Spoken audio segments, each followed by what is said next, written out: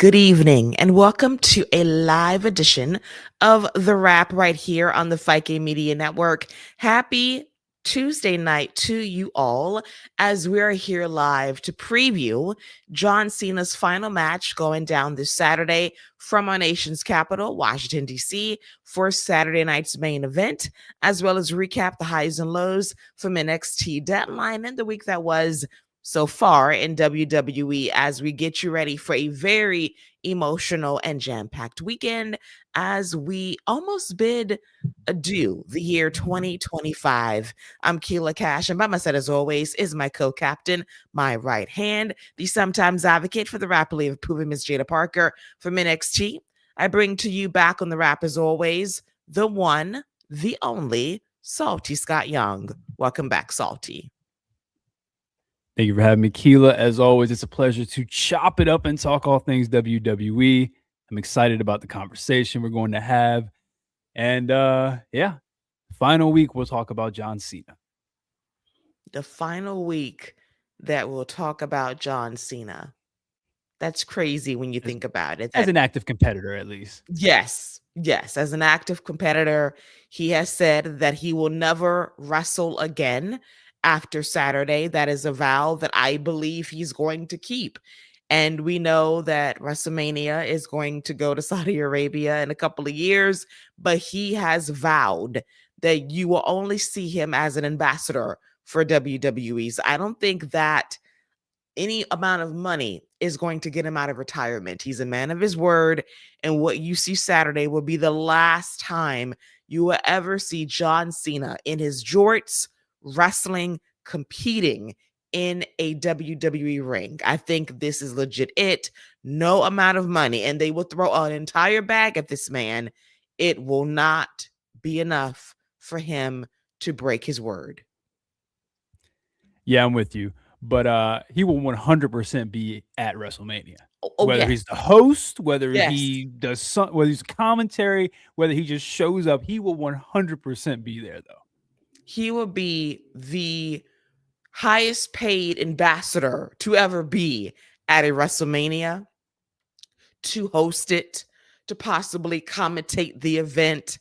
He will be paid a hefty bag just to be present. He will probably do an AA for kicks, but he will not wrestle on that show. Yeah, I can see him throwing somebody around with an AA in the suit, fixing his tie on the way out. Yeah, I can see that.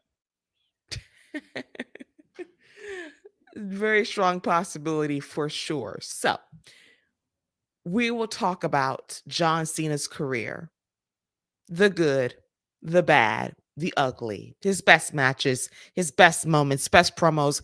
We'll get to all of that in a bit. But before we do so, it's now time to talk a little NBA talk as we usually do on this show. Just kind of catch up on things regarding the East and the West and see where we stand a week later, because I always love to see where were we a week ago versus where are we now. So I'm pulling up the Western Conference standings, and as of right now, still number one in the West is the Thunder, 23-1, 10-0 in their last 10 games. Number two, and it's a tie at number two, actually. We got the Lakers 17-6 and the Nuggets 17-6.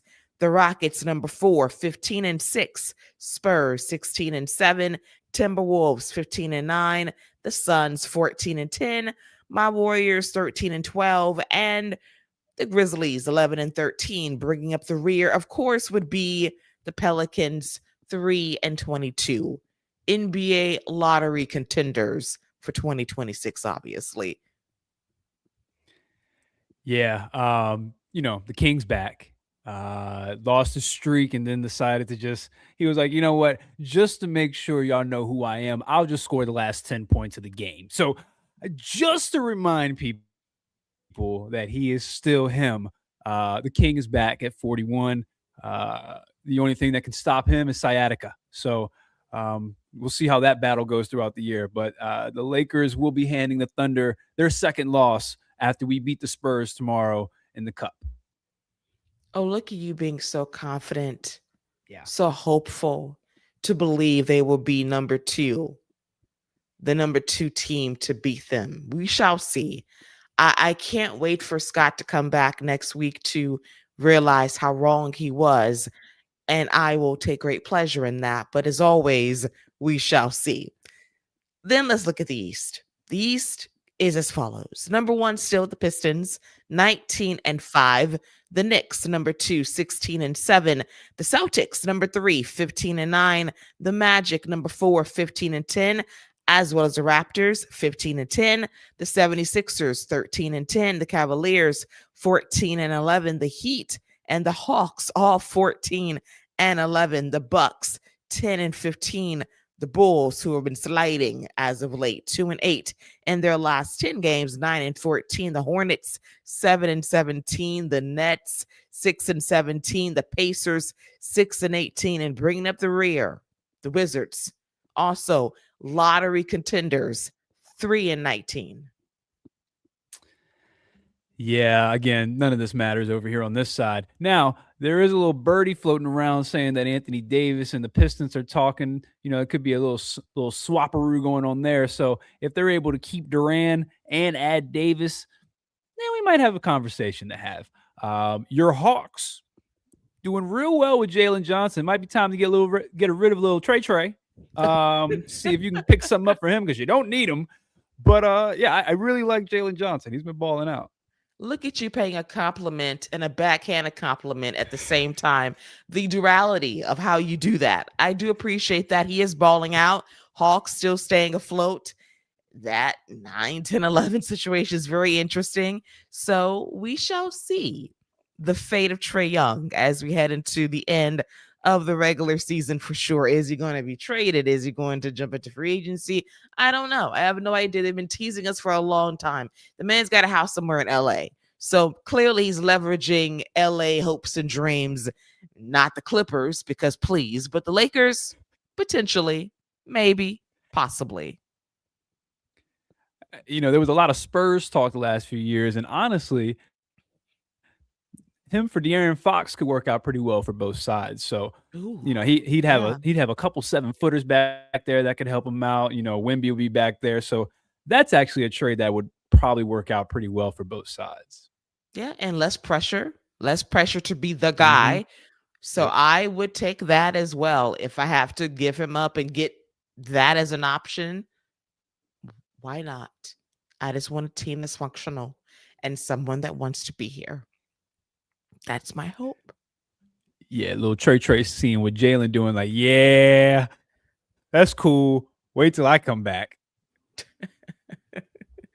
Alrighty, so that's our NBA talk for this week. The NBA Cup is ongoing, and someone will win the cup imminently for sure. It's very odd not to have a lot of nationally televised games. All these games are on Amazon Prime right now, nothing on Peacock or NBC for the next couple of weeks, but hopefully they pick things up heading into Christmas. That's my hope, as always, as well. So, without further ado, let's now dive into the career, the life and times of John Cena, as his last match is 3 days away now.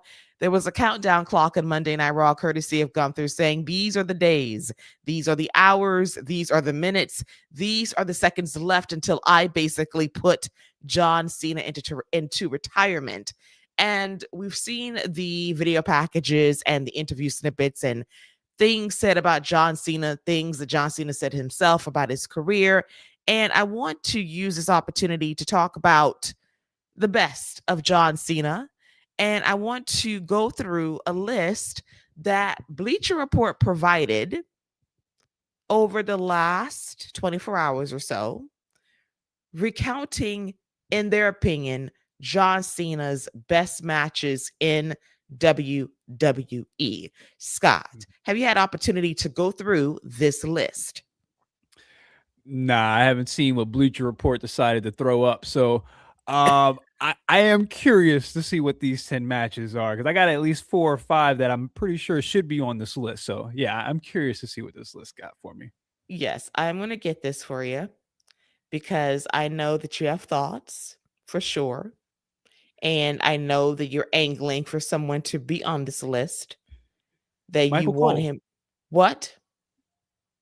Yeah, What? the match with Michael Cole and the barbecue sauce got to be on there. What? Please. Please be for real. Oh no, I'm sorry. John Laurinaitis. My bad. The one that main What? evented over CM Punk. I'm sorry. That's the match I was talking about. Oh my God. That actually happened. It actually happened.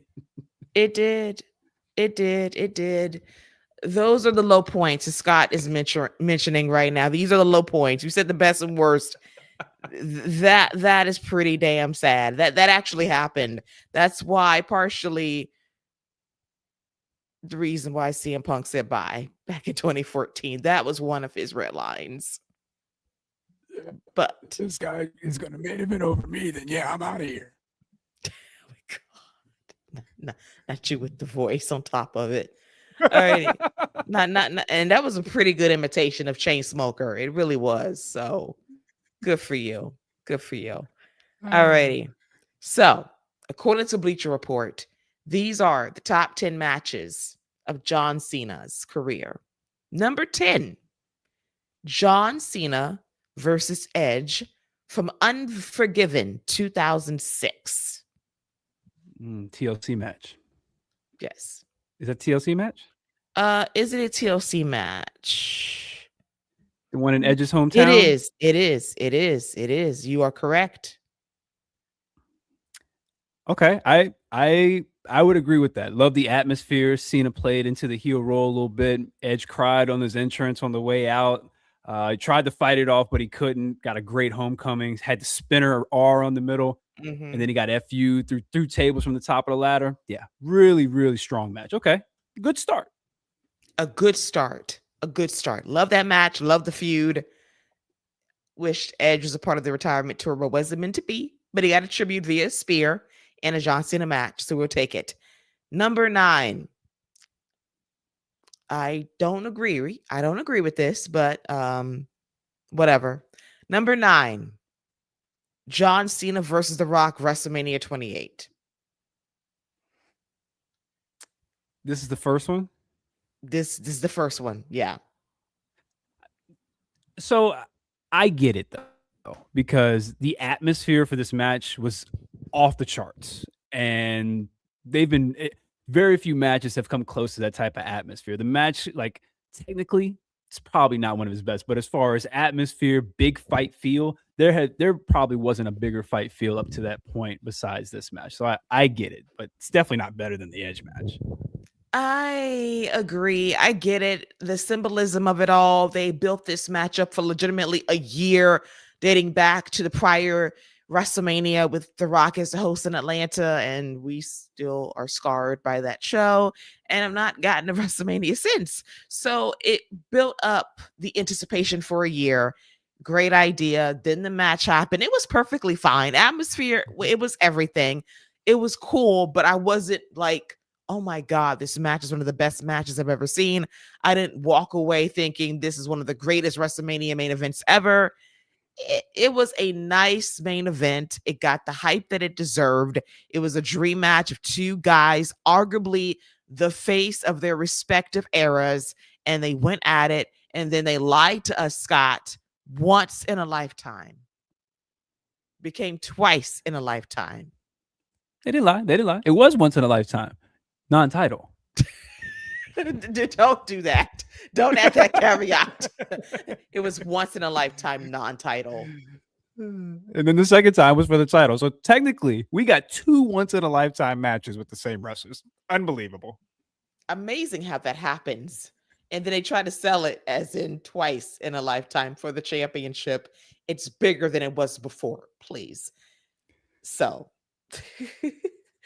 our next match on this list, number 8, a very recent match made this top 10. Cena versus Cody Rhodes for the WWE Championship SummerSlam 2025. I won't argue with that. That was an incredible match. If this is here, I'm curious if the AJ Styles match is on there, because I kind of like that match a little bit better with all the tributes and stuff. But this was a fine selection. Agreed. That was the beginning of the comeback for John Cena's run, because He had some clunkers and some stinkers, and the heel turn wasn't working with the ring work. We thought the man was washed, like Lord Jesus, in this retirement tour right now. But SummerSlam 2025 changed everything. The man went from like a negative star WrestleMania main event to a 5-star classic 4 months later. That is a remarkable turnaround to go from trash to an instant classic against Cody Rhodes. A great make do from what they did at WrestleMania to remind us that, yes, John Cena can still work. He was doing stuff still remarkably well at his age. And this was a great match. As we get to our next match on this list, coming in at number 7, I remember this match fondly. A match out of nowhere, a match that was created due to some behavioral issues from one Randy Orton, one fateful Monday Night Raw overseas, when he decided to go ham on a hotel room, was sent home. And because of that, they needed to fill the time. So they gave it to John Cena versus Shawn Michaels, a 60-minute classic, April 23rd, 2007. I loved this match so much, but the origin story. Oh, Randy. Thank God you're a family man now. Take it easy on my boy Randy. But And I love my boy. I love him now, but no he was doubt. going through some things during that time period that was distressing. It really was. Yeah, it was him and Edge, Rated RKO. They had just, I think, pretty sure they had just broken up. They were supposed to have their match. It happened the following week. Yeah, but yeah, this it led to a great match. And what made that match special is that you never saw it coming. Like you had no idea they were going to go that long. And also Shawn Michaels picked up the win too, clean as a whistle in the middle of the ring. So yeah, I'm okay with that. Very, very good match. And shout out to Fernando. It don't matter if you late, man, as long as you here. Long as you're here. I thought to put like a alert. Where's Fernando? Is he okay? Mark safe. Thank you for joining us, Fernando. We forgive you. As long as you're here, that's all that matters. Welcome to the party. As we are counting down, according to Bleacher Report, John Cena's best matches ever in WWE. So if you missed the first part of the countdown, number 10 was John Cena versus Edge at Unforgiven 2006. Then in the 9 spot, John Cena versus The Rock at WrestleMania 28. Number 8 was Cena versus Cody Rhodes at SummerSlam 2025. And number 7 so far was Cena versus Shawn Michaels, Monday Night Raw, April 23rd, 2007. An instant classic main event spot because Randy was Randy at the time. But he's good now. He's good Randy. He's good Randy. Family man, on time, tempers under control, blessings. Coming in at number 6 on this countdown is, in fact, a John Cena versus AJ Styles match from SummerSlam 2016. Okay, I'm with it. One of the AJ Styles matches we're bound to make it. I'm actually surprised it's this one and not the Royal Rumble one. But this is a good selection as well. So, people talk a lot about how Cena can't wrestle, but that boy got a catalog on him. Oh, yes, he does. An extensive catalog of great matches. Now, I actually prefer their first match at Money in the Bank to SummerSlam because I just thought it was all spots and just finishes and just kickouts and near falls. I thought the first match showed a great story. Love the Royal Rumble match in 2017 because it never left the ring, just like this year's match of Crown Jewel. So I do love the Royal Rumble match, the Money in the Bank match, and Crown Jewel a bit more than SummerSlam 2016. Still love the match, but preference-wise, I love the earlier matches and the later match from this year a bit more than this one. But I understand why it made the list because it was a spectacular spot fest. That's what it was. It was. Yeah, that Cena definitely can. When he Super Cena's up, it's definitely a great spot fest. And the Royal Rumble one for me, I love the roll through FU after the first one. So that's always a great finish. Yes, that was Super Saiyan Cena. So Yeah, yeah, no, you're right. You're right. He definitely leveled up from Super Cena to Super Saiyan Cena. Alrighty, and then our next match in the top 5. Oh, this is a classic. Cena versus the Lady Umaga Warrior Rumble 2007. Absolutely deserved to be on this list. This was the one I was waiting for. Yeah, and you know what? The great thing about this is even their match at I want to say it was I'm not sure what the pay-per-view. I think Elimination Chamber maybe where they had their first singles match. I'm not sure what that one was. Where Cena kicked him when he went for the hip attack in the corner and then rolled him up. That's a really strong match that built to this. And then you see the ruthless and the aggression where he wrapped that rope around his neck and choked him out for the win. Umaga running the table, splashing through. Great physical, strong match. Loved it. Me too. Loved it. Loved the physicality. Umaga was a threat. Cena had to really fight from underneath. Couldn't Super Saiyanize his way out of this. He had to really fight and gut his way through. He had to really fight and gut his way through this performance to get the W. Love this. Definite top 5 for me. And Fernando selects his favorite Cena match was champion versus CM Punk at SummerSlam 2011, I believe. That was a really good match. Was it better than their Money in the Bank match? Let's see if that match made the list. We're going to see because I have thoughts. So let's go through our next match on the list by way of Bleacher Report. Number 4, Cena versus Daniel Bryan, SummerSlam 2013. Yeah, this was kind of Daniel Bryan had been on the cusp for a while. He had been just going crazy on hot tags, going against the Shield, which really got him over with Team Hell No. And then I remember Cena selecting him on Raw, and just the crowd going crazy. The build to it, where Daniel Bryan or Bryan Danielson was telling him, to show a sign of respect, you slap him in the face. But you know what? I'm not going to do that to you because I don't respect you as a wrestler. I really enjoyed the build. The match was really strong. Cena had that huge lump on his elbow. Yep. Great match. Great match, great story, great build, dating back to honestly when they hijacked that Monday Night Raw, when they were basically trying to anoint Cena or Randy as a unified champion. They've done unified championship matches so many times, and it was kind of building slowly from there. And then you think about those great 6-man tags with Team Hell No and Randy Orton versus The Shield. When I was watching SmackDown, like that was the only reason to watch SmackDown during the early 2010s was because of those matches, and they were fighting and scrapping. Eventually, he beat The Shield. It was a great moment. Eventually got this title shot against Cena at SummerSlam 2013. Love the build. And that was like a little taste of strong style in WWE with the slaps and how Danielson was like, I don't respect you. I'm not going to slap you. And then in the match, they got to slapping. And I was like, yes, the storytelling was fantastic.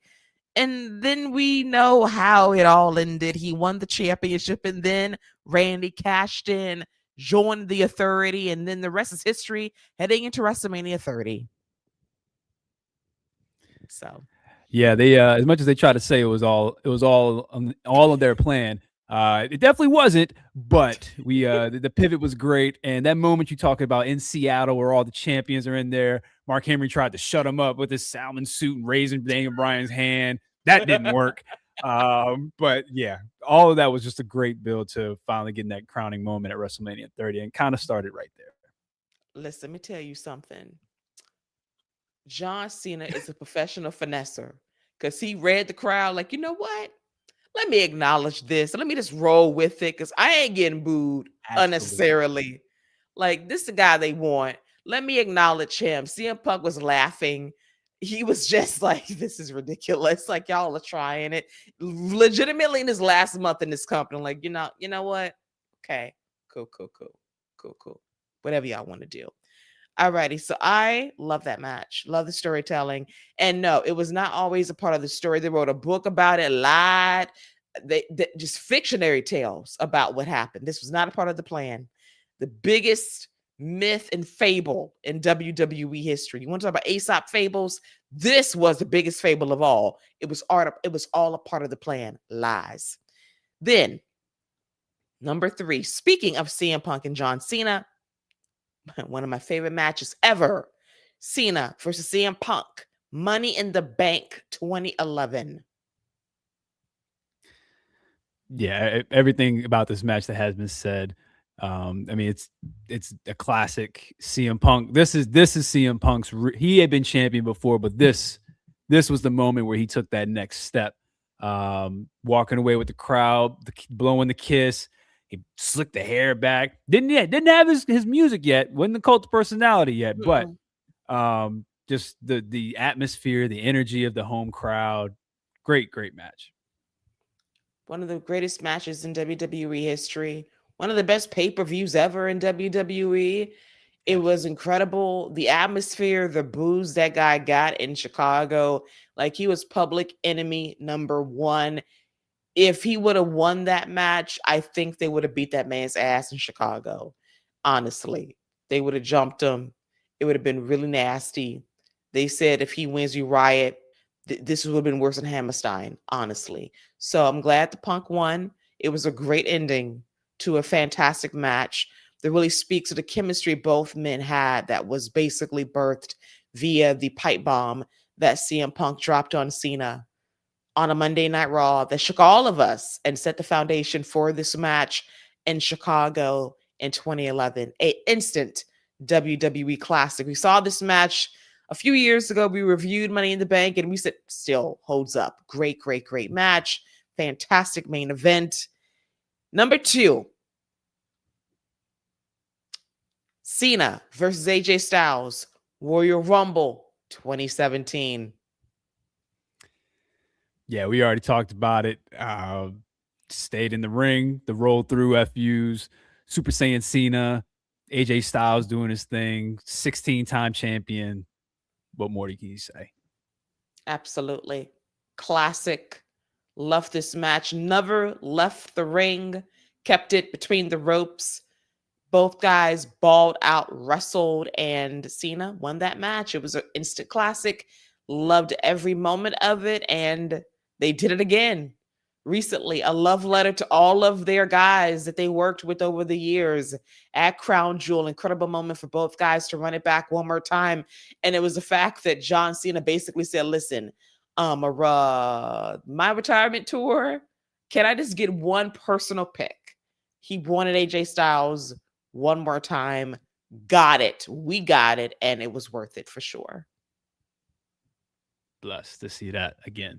Yes, very blessed. Because at first we were scared and worried and concerned. And then they said, you know what? We're going to throw y'all a bone to make up for what we could not do for y'all halfway during this retirement tour.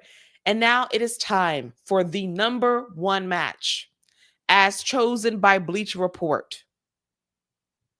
The greatest match of John Cena's career. It was on a Monday Night Raw. February 25th, 2013. Cena versus CM Punk. And I remember this match. Wrote fondly about this match. Would I say the greatest Monday Night Raw match ever? Ooh. It's up there. Oh yeah, for sure. It is up there. It is up there. This match was phenomenal. This was basically who would face The Rock at WrestleMania for the championship. Cena won. I remember I was writing a blog about this match well over now 12 years ago. And I said, and I know the Punk loves the Batman Joker. No, you were basically the Lex Luthor to that man Superman. That's what that was. The dichotomy, the dynamic, the back and forth. That match was basically Superman Lex in that moment for sure. Yeah, even down to the shaved head. Yes. No, I mean, yes. I mean, that's a spot on comparison right there. I like that one a lot better. Yeah. This was this was the WrestleMania main event if there's no Rock. So, I mean, we got a pile driver when no one even considered a pile driver in WWE fantastic. Cena pulled out a Hurricane Karana. Just what? I, I mean, I was running through my mind like, what could possibly top these? And then as soon as you said the Raw match February, I was like, yep, that's CM Punk match. I mean, the stakes, the history between them, and then just busting out moves you didn't see. It was great. I mean, I hadn't seen Cena take a power driver since I think it was Shawn Michaels at Yeah. WrestleMania 23 from Shawn Michaels. So yeah, that's a you know what? Bleacher Report did pretty good. I don't really have a lot of complaints with that list. There's a few matches that are great as well, but that's a very solid list. Very solid list. There are so many Cena matches, man, to choose from. Randy didn't get no love. Y'all was wrong for that. Like, I know they wrestled 1,000 times, but y'all could have thrown a Randy match and there's an honorable mention for sure. Seriously, y'all shaded that man unnecessarily. Rudeness, haters. It's okay. To be fair, like to be fair, me personally, you know, Randy's my guy, my favorite wrestler of all time. I still think their best match was probably their first one at SummerSlam. Yeah. Randy was on his way up. They were both too young up and comers, so I still think that's one of that's probably my favorite Randy Cena match. Was their very first one at SummerSlam. Yeah, that was a pretty good one. They've had so many that kind of dilutes their feud down the road, but I totally agree with you there. Let me think what else might have been omitted. I loved Cena versus Shawn at WrestleMania 23. Yep. That was a really good one in Detroit. I enjoyed that match a lot. There's so many, man. So many. I was always real partial to the Fatal 4-Way with him, Edge, Randy Orton, and John Cena and Shawn Michaels. I think that's a Yeah. great match, great finish.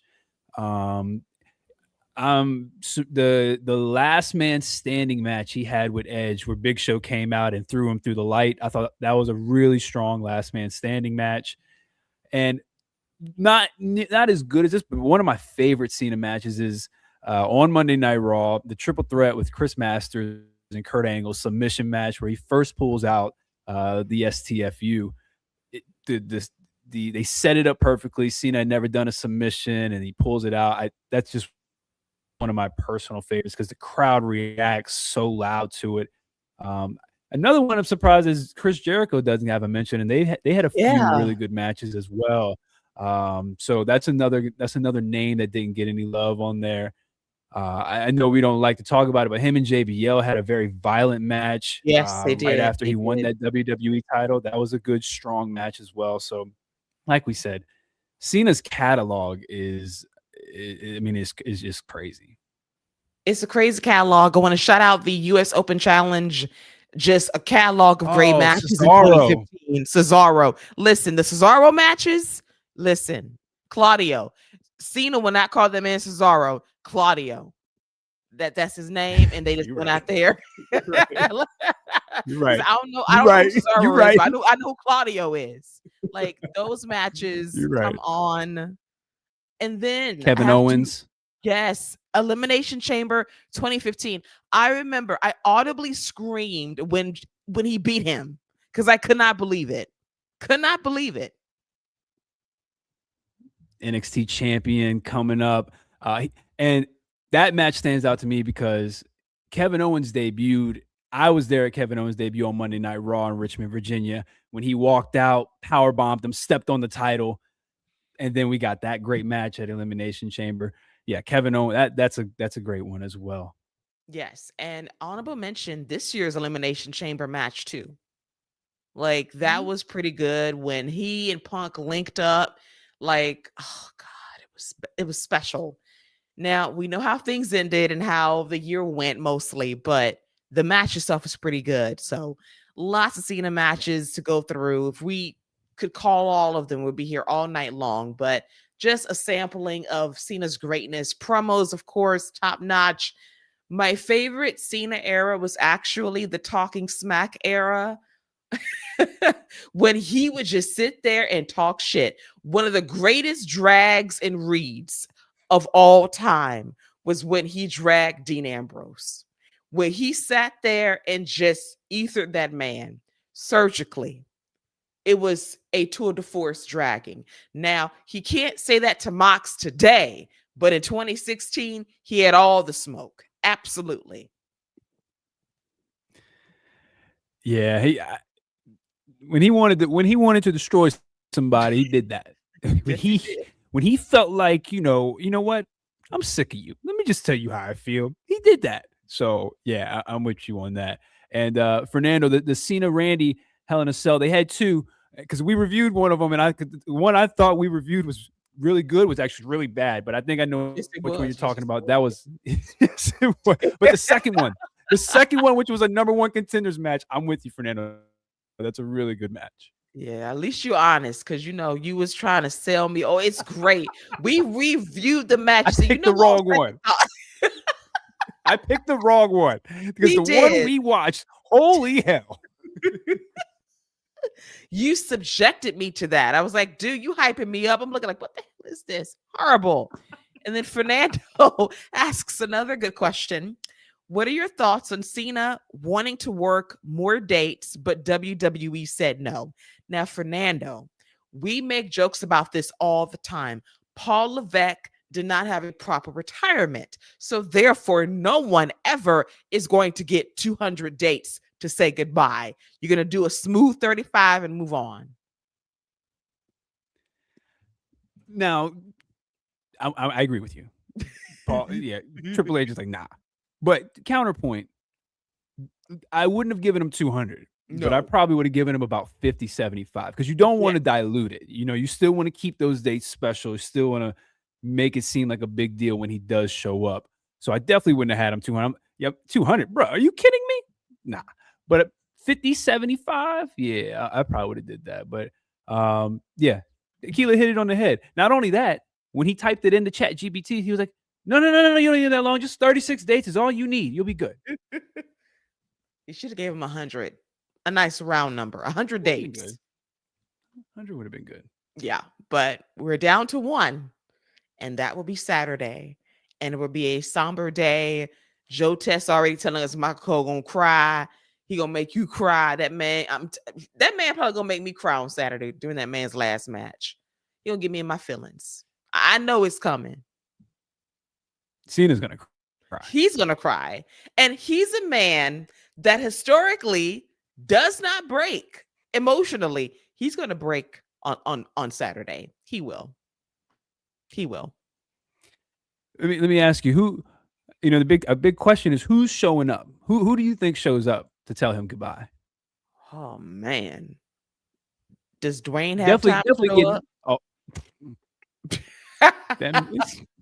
that man just Golden got nominated. Globe. Yeah, I was gonna say that man just got nominated for a Golden Globe. He might send a video in. He might tell Ava to send a video in for him. He's showing up for that. We're gonna get Biker Taker. Okay. Biker Taker. Yeah, Biker we're gonna Taker. get him. JBL will probably be there. Yeah, he'll be there. Mike Kevin will be Owens. there. Kevin Owens will definitely be there. Yeah. Randy be there. There probably will be some AEW wrestlers there backstage. Yes. Like I can't imagine Edge not being there. No, I can't imagine either. I expect Jericho maybe back there. Yep. Claudio, it would not shock me that he's there. He would be there. Ziggler, I expect Ziggler, Ryder probably be there. Big Show. Big Show's another one. Yeah, good call. Nikki Bella?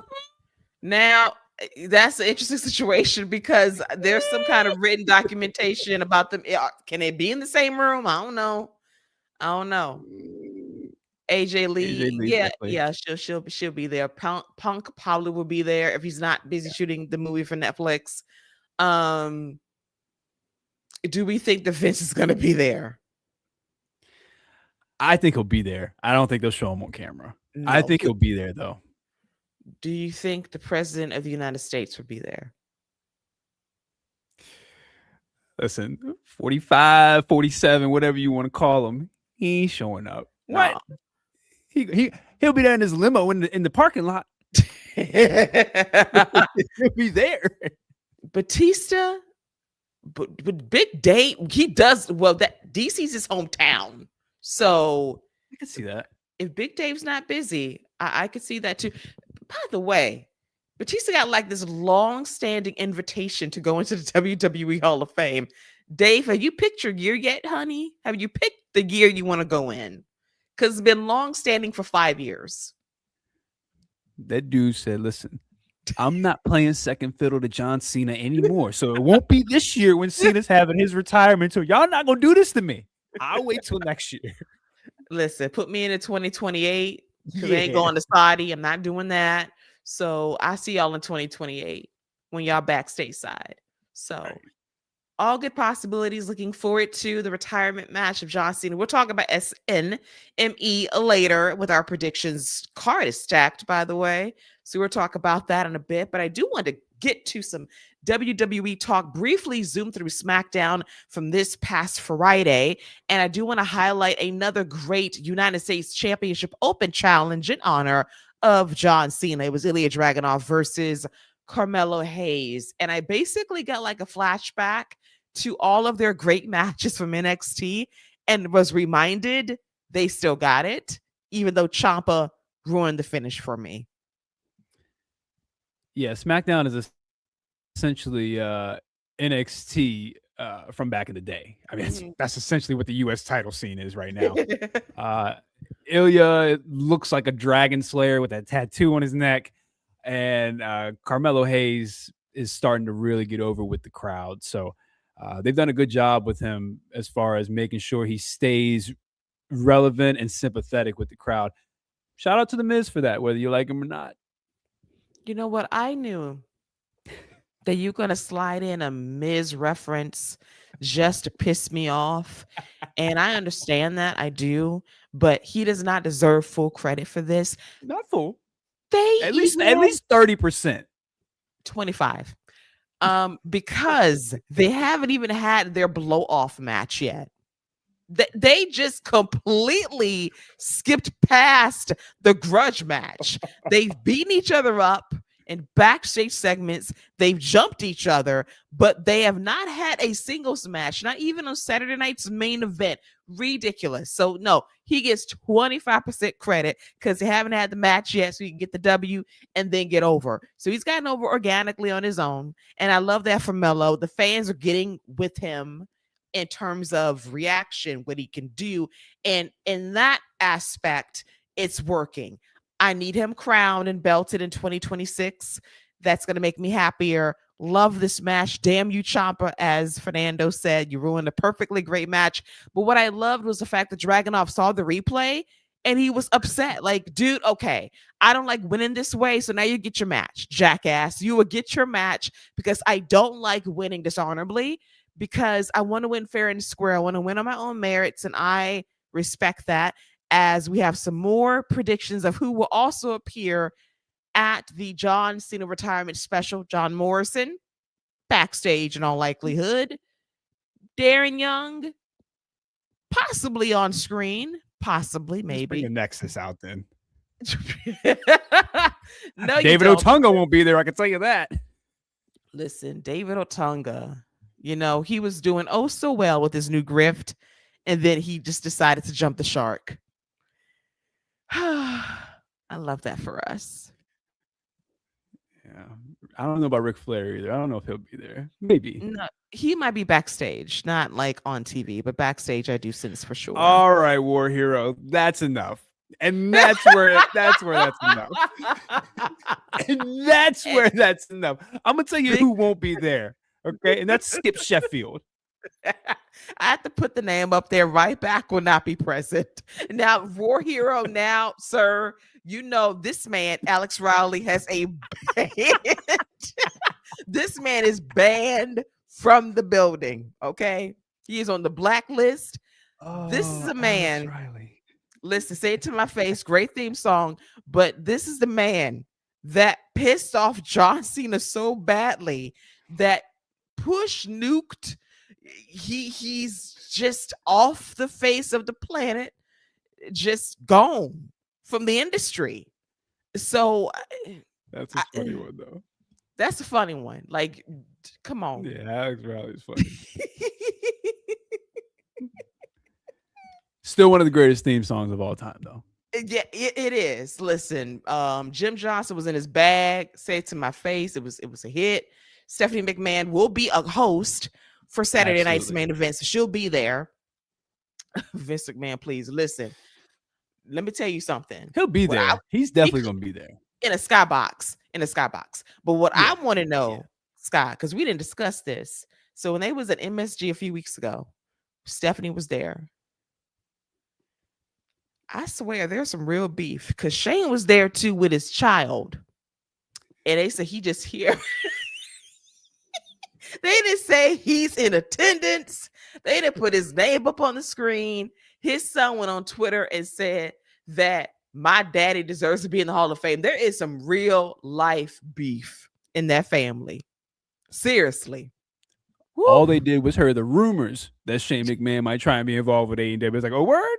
Cool. Cool. Oh my God. Like, woo. I know the holidays are tense for real. Now, War Hero, you trying it now. Travis Scott will not be at the retirement party after what John Cena said to this man. He said, I don't remember any of that as to the heel turn and what was supposed to happen heading into WrestleMania and after WrestleMania. Travis Scott, I'm surprised they're still using his music for Monday Night Raw, honestly. I thought they would have scrubbed that by now, but oh well. Kurt Angle's a good one. He'll definitely be there. Yeah. So basically, the interview, it's many interviews that Cena has done, and he basically did not want to talk about the whole Travis Scott of it all, what happened with the heel turn, Dwayne's role into it, or what was supposed to happen after WrestleMania. Yeah, Travis Scott's being dragged. Even Logan Paul said there's supposed to be like some kind of 6-man tag team match that did not happen. He no-showed the meeting to book the match. So it's a lot of Travis Scott stuff going on, and it's not great. And he's been buried like 6 feet under because of it. That's because somebody told him, oh, so you know Cody's got a receipt for you, right? Yeah. That's what oh, you know what? I got a concert. My back can't do it. No, it's a lot. It's a lot. And then Mayor Jacobs, maybe Kane will show Call up. that man Mayor Mayor Jacobs. Jacobs. I mean, he is.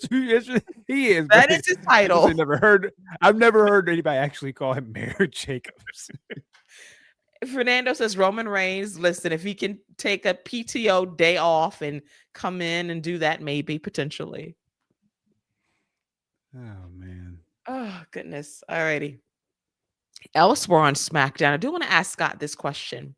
So I've been noticing some backstage segments involving Jay Cargill and B-Fab. And I notice how B-Fab is looking in these segments, looking at Michin in particular, because she wants to fight all her battles for her. And we know that Jade had a baddies crew in AEW. So do you think we're getting a baddies crew on SmackDown with Jade? And do you think B-Fab will be a part of said faction? I think that's not a bad idea, and it's probably the best way to keep B-Fab relevant. Honestly, I'd want B-Fab and Michin in it because I think they would both fit the vibe really well of what you have. Michin can wrestle the matches and have good matches, take the losses. So I'd actually prefer both of them to be in it because I think they would both fit with what Jade has going on. But yeah, that would be good for Jade. Give her some protection. But then again, Jade is Storm. So she's God, a God level mutant. She don't really need no help. She does. And she said, you know what? We also don't need CGI, AI. I am me. I don't need extra. She's right. 100%. Like, let's stop playing around. I see the fantasy booking. Y'all better book Jade as Storm. Stop playing. Seriously. Disney Plus, do the limited series, call it a day. I've been saying that for the last 5 years. Stop playing with her. She is Storm.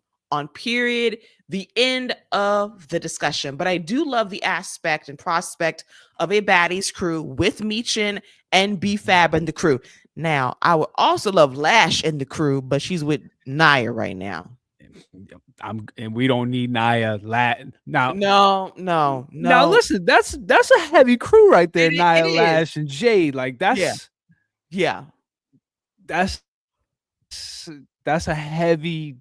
That's the type of crew that somebody that you would have to call a Bianca Belair to come and take out. Like you would Exactly. have to get like Bianca, Rhea, Charlotte.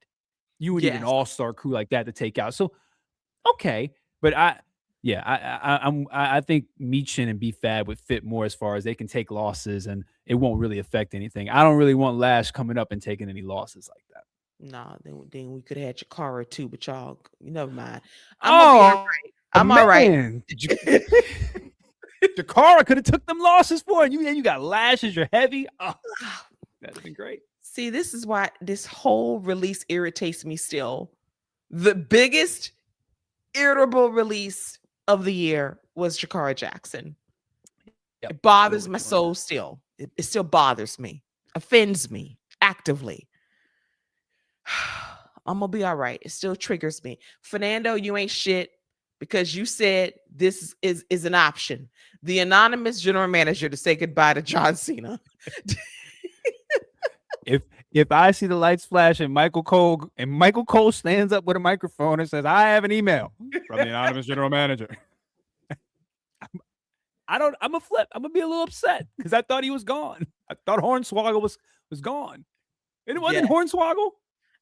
Was it Hornswoggle? I think it was Hornswoggle as the anonymous GM. It was. And the fact that Michael Cole kept AOL alive for 3 more years, you've got mail. Let's see what we got. That dude was reading off a notepad. He won't read no email. That man was reading off the notepad app. Not even notepad, man. He was reading WordPad. Let's be for real. The really tiny little text. Tiny little text-rich text. That's what he was reading from. Dude put his glasses on for no reason. For no reason. And then bragged about it. And then laughed like, hey, I got an email. Like, get out of here, Michael. Michael Cole was the worst. God almighty. We went through some dark days with him as the lead voice, as a heel. Jesus. But before we move on to Deadline from NXT, I got to talk about Cody Rhodes and Drew McIntyre. The feud that will never end. I could go lamb chop and sing the song, but I won't. But good God. So Cody was on site with this man. I did laugh at him getting in this man's car and pulling his hair by the roots to whoop his ass. I did laugh at that. And then he told Nick Aldis, drop the suspension. I want Drew McIntyre. Here's my problem. We have seen this match on numerous occasions, and the outcome has remained the same. Drew looking up at the lights. Please tell me what's going to be different this time if they decide to do this match between now and maybe the first SmackDown of 2026 or the Royal Rumble in Riyadh. You are trying to sell me on something that you can't sell me on because I know the outcome. Short of you shocking me with a Drew McIntyre upset victory, what are we doing? You are wasting my time with this because we know how this is going to end. I mean, yeah. What more can you all do? Drew's not going to beat him. He's not going to win the title, and he's not going to take him out. No, I mean this is just the never-ending story, and there's no flying dragon, so it's not entertaining. Can't even train your dragon for this. That's how bad this is. And I love Drew McIntyre. That man has a lifetime supply of cheddar biscuits and a franchise. I love him, but he's lost so many times. He has no credibility. The match will be good. It'll be good. It'll be very good, but he won't win. He won't win. Cody will win. And we're basically waiting to see who Cody faces at WrestleMania. So whatever. Y'all can have it. Fine.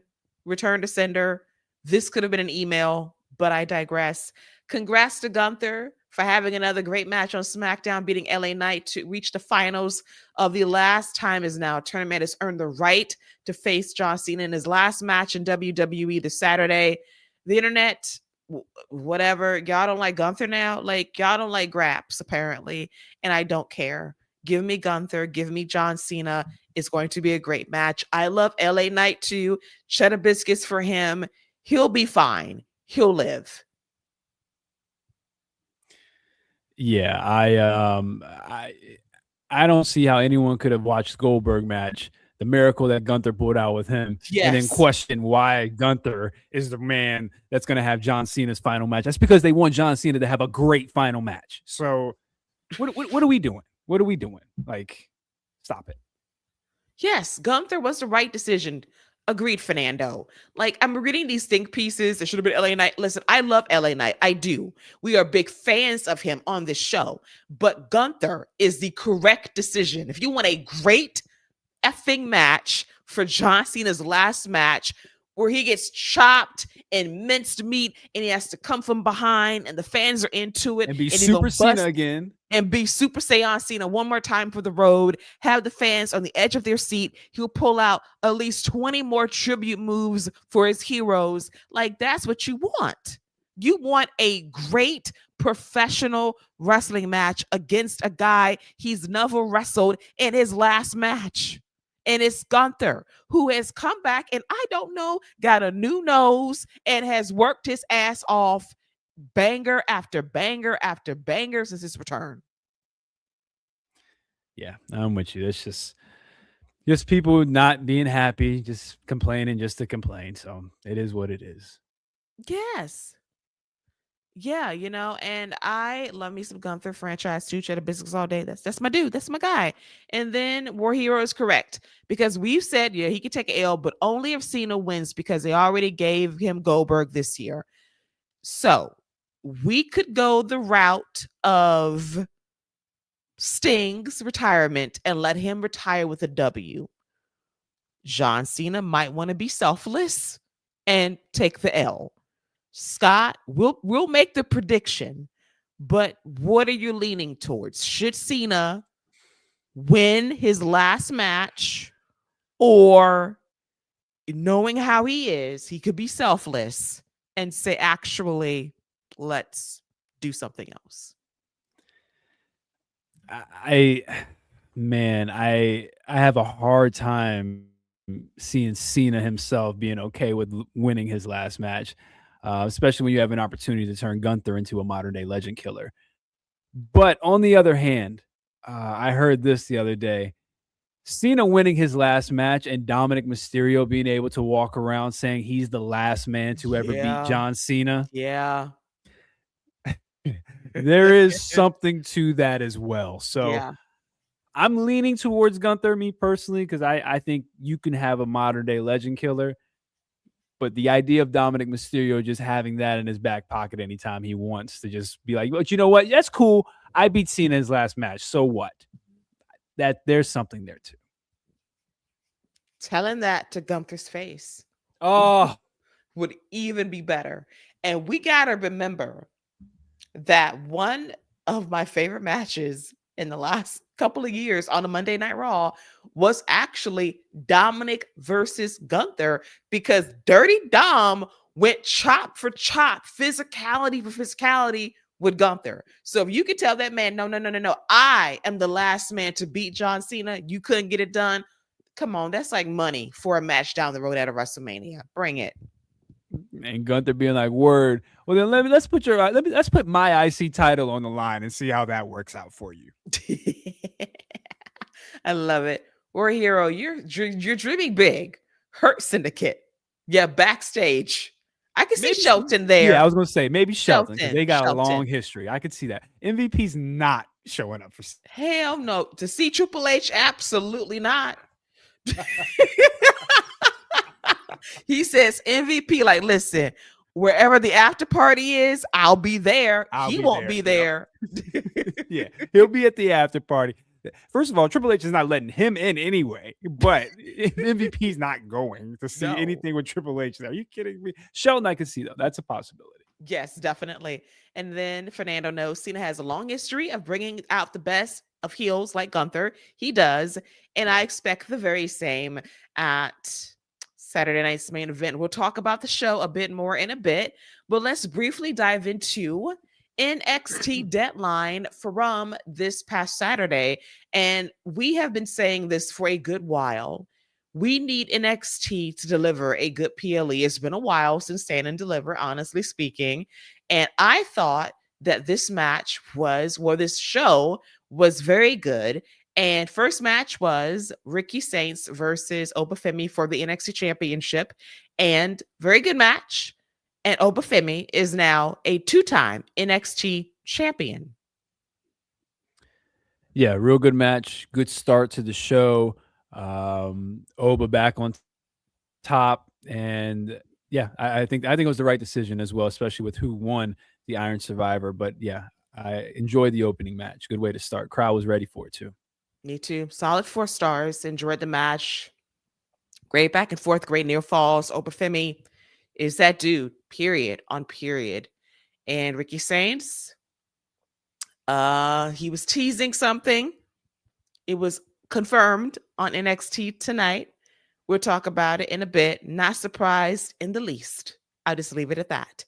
But very good match. Next, my favorite match of the night, the Women's Iron Survivor Challenge. Winner will face JC Jane for the NXT Women's Championship at New Year's Evil on Tuesday, January 6th. And I really enjoyed this match involving Kendall Gray, Scott's girl, Kalani Jordan. Now listen, let me tell you something, Scott. Let me tell you something. Let me have this moment to praise Lonnie. Okay. Can I have this moment? Now, I and yourself, okay, we do not love Kalani's delivery of her heel promos. They're bad. It's very rehearsed, and she's thinking about what she's going to say.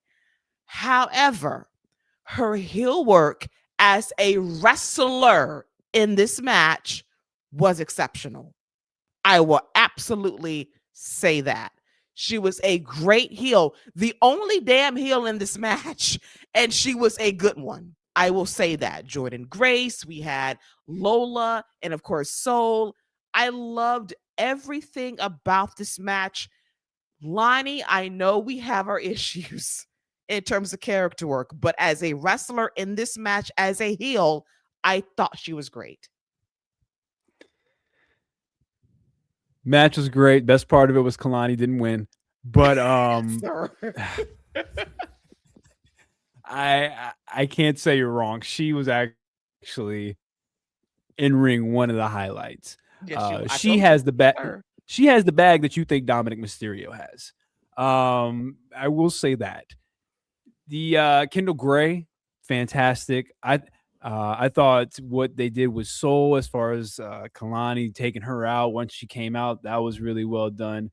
But yeah, I can't disagree with anything you said about Kalani in ring. I still hate the way she comes out, and you can tell she wants to smile and she wants to like slap hands with people and she wants to embrace people, but then she remembers the character that she's got. Like, you can see the smile pop up, and then she's like, you can just see it as she's walking out. But yeah, she did do a really good job in the match. See, I know I wasn't crazy. And listen, Dominic has that bag. He does. It's just being on lock right now. He don't have that bag. He can't do what she does. Now, listen, there are different bags, Scott. There are different levels of the bag. Her bag is of an extraordinary kind. That's a great bag she has.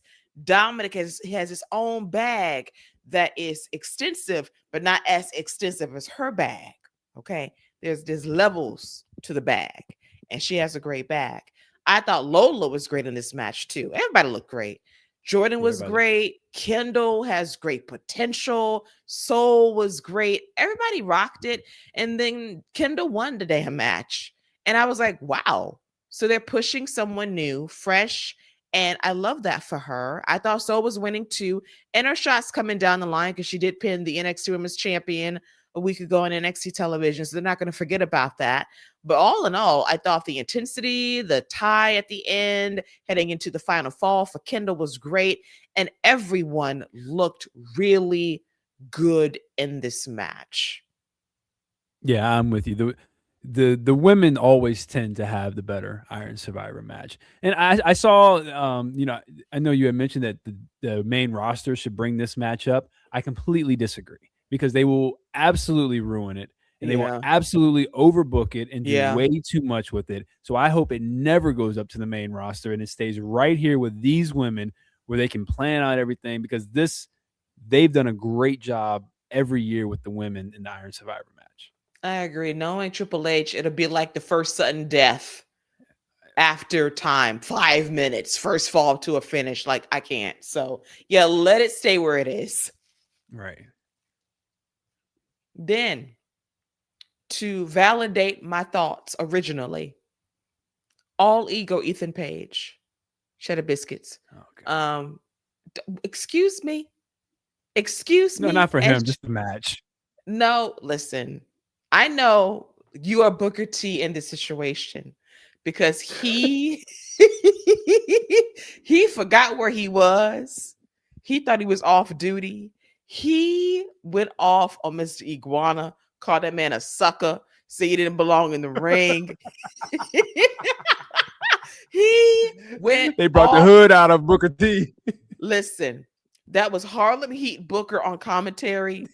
He was going off.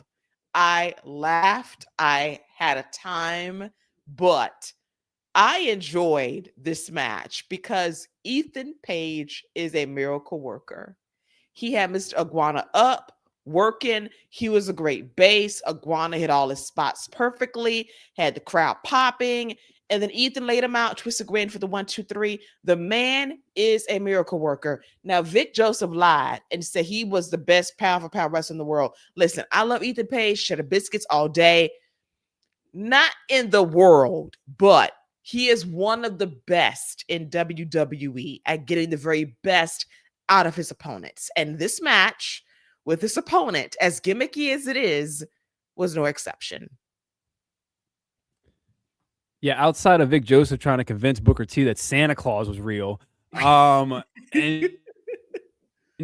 then I'm gonna tell you, you're right. The match was fine, and once they started moving and flowing, it was good. When they started the match, and Ethan Page was rolling Iguana over and was like, "He's dead, he's dead," I was like, you know what? I'm done. I'm done with this. I'm gonna go fold some clothes because this is absolutely ridiculous. Not fold some Okay, clothes. he's dead. Are you kidding me? So yeah, everything else was Once they started moving, he started flying around the ring. It was fine. I actually need a visual of you folding clothes. Ironing the shirts. Listen, man, I do like my shirts folded a certain way. I do like my clothes in certain orders in the drawers. So I just tell the wife, I'll take care of that. Just give me the basket. I could do that while I'm watching the show. And that was the perfect match to get it all done during. Oh my God. Folding laundry for a Mr. Iguana match. That is wild, but I enjoyed it for what it was. I did. What I did not enjoy, and I love Tatum Paxley, was this match with Izzy Dame.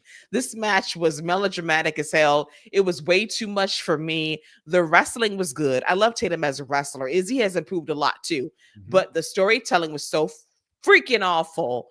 The tears and oh God, Tatum being dumb, trying to hug your enemy, the dolls coming into play at one point, Vic Joseph being a dumbass on commentary when Tatum hesitated with Cemetery Drive on the announce desk. He says, she didn't hesitate. Yes, she did. She hesitated. So anyway, that happened. And then the dolls came into play.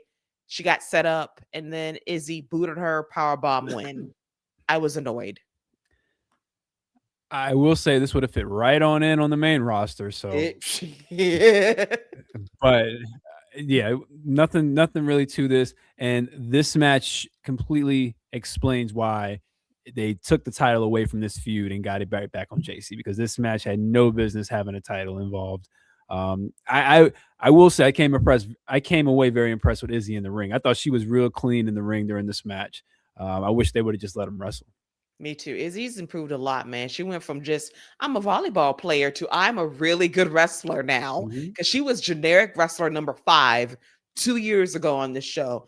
She could have been cut, in all honesty, but she found a character, she locked in, improved, and now I can see her as a player, as a future champion in NXT, possibly WWE, future Iron Survivor Challenge winner, possibly for next year. So she has improved by leaps and bounds in the last year or so. So the system works if you put in the work, for sure. And now the main event, the Iron Survivor Challenge for the fellas. We had Leon Slater, Javon Evans in the mix, as well as Miles Bourne, then Joe Hendry. Then we wrap things up with one more guy in this match, my dude Dion Lennox. It was fine. A fine match, not as great as the ladies, honestly speaking. But anytime Leon and Javon were in the ring together, magical. And finally, the right thing happened. Javon won, but it was all null and void within 72 hours. Yeah, I enjoyed this match a lot. I thought Miles Bourne did a really good job during this match. He was really all over the place. We know what to expect with Slater and Evans, but I came away really impressed with Miles Bourne. I thought he looked really good out there.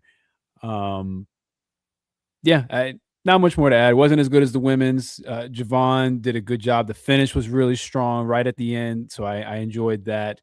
And I think everybody got a chance to shine. I agree. It was a nice spotlight match for everybody. Loved serious Joe Hendry. Did come out there smiling. He was mean mugging. I'm That was about nice. business tonight. I love that. Like, be serious about it. I'm not going to be a meme tonight. It's going to go out there, whoop ass. And the fans loved him. So I loved that part of the match. Really, it clicked for me, but I thought the women's match was a bit stronger in terms of the action and too many similarities. 5-way tie at the end for both matches. We just got to break the pattern a bit in terms of just offering some variation in terms of booking. But overall, right guy won. And then at the end, of course, Tony D'Angelo is not dead. He's back. And he lays out Javon Evans to end this show on a very sour note for me. Yeah, and then he threw the ripped up black paper that he had in his pocket on top of him. So that's cool. I mean, I Tony D's cool, but I don't know why they did that tonight. And I don't know. That didn't make sense to me, but it is what it is. It was mind-boggling to me too, because we could have done this later. Let's not overshadow Javon's victory. Right. Let that man have his moment. And yet and still we couldn't do that. We had to have him lay out Javon at the end. That bothered me. So here we are. But then again, he is an equal opportunity offender because he showed up at NXT tonight and upstaged someone else. But the thing that was cut up, Scott, not paper, it was the remains of his hat, of his fedora. Okay. Got it. Now, Okay. granted, you can't tell because it's like fabric don't look like that for a hat, but I digress. So he got killed off as a gangster and came back as a mobster? Yes, he leveled up like Grand Theft Auto. He unlocked, went from got a different skin. Yeah. Got yes. Got it. The only difference now is, Scott, he went from gangster fit to winter coat mafia chic. That's what happened. With a nice beard. With a strong nice beard. Strong beard. Got a perm a little bit. Got a little perm. He didn't stop. But he had a hot, he put the hot comb to it. Yep, got a little hot comb action. Got a little. Listen, that boy's hair is not built for the hot comb. Okay, that is enough. Listen, he got the Superfly silken press. Okay, that's what he got. That is hilarious. Okay. Had an extra sheen to his hair. The man got that silken press, Superfly cut with a little sheen on it. There you go. Now, That was Deadline, a better show Good show. than usual NXT standards. I enjoyed it, definitely so. Let's get on to Monday Night Raw from last night. Judgment Day. Tension simmering. If you pick up on the tensions, you can see what's happening here. So last night, Raquel Rodriguez. Let's start with Raquel. So Raquel basically killed off Nikki Bella. Nikki Bella, the cell job she did. So Raquel came out there and she lawn darted Nikki into the ring post, and Nikki did her best Dolph Ziggler and so death. So she died in storyline. And Raquel now wants a shot at Stephanie Vaquer's Women's World Championship. Liv was like, oh, you called your shot? Thought I called mine last week. But you do you. You got this, Raquel. You got this, sister. You got this. Meanwhile, she's trying to be a mentor to Roxanne Perez during her match against Lyra, which was very good. And then Liv played a role in the victory. And she's all girl power. Go, sis. I support you. We're going to be tag team champions. Liv is playing 4D chess. I don't believe any of this. Great acting, by the way. Like, she'll give you one look and then like, I love it. I love how it's being simmered and slowly teased that something is going to happen. It's how Finn looks at everything. Love the situation there. And I do want to give the franchise and the entire chain of Red Lobsters to Liv Morgan for the outfit she had on Monday. Entire franchise. Let me tell you something. Liv and Roxanne can have anything they want if they look at somebody the way they were looking at that camera when during their entrance. Okay, they can have anything they want if they look at somebody like that. Are you kidding me? It's bad enough when Roxanne does it by herself, and even when you got Raquel with the shades, but now you got Liv more. Come on now, see y'all doing too much. Okay, y'all doing too much. We know what you're doing. Okay, thank God it's not the same cameraman who was doing Toxic Attraction, because they had to started from the boots all the way up. That would have been crazy. But that's a deadly look right there. Okay? Listen, but they can you know have what? whatever they want. But you know what, Scott? It's all about the look and nothing extra. We just look. We just look. Crazy. You talk about franchises, man. They taking whole blocks. They just taking land. Not even franchise. They just taking land with those looks. Land to be built. They want. Okay, like that is crazy. But yeah, I'm with you. The Raquel stuff is great. I think that's a great way to build tension, because now I put Roxanne in a little bit of the middle. She's kind of she's gonna have to make a decision. But Raquel will be a great test for Stephanie. Liv will mess that up either intentionally or unintentionally, and then that's going to be where everything kind of pops off. Yes, Fernando. Yes, we are getting spicy. Listen, no, they got spicy. They decided to throw the spice everywhere. First of all, look, the camera and them, that was enough for me. And then Liv's fit, that was really enough for me to just say we need to just get land and build.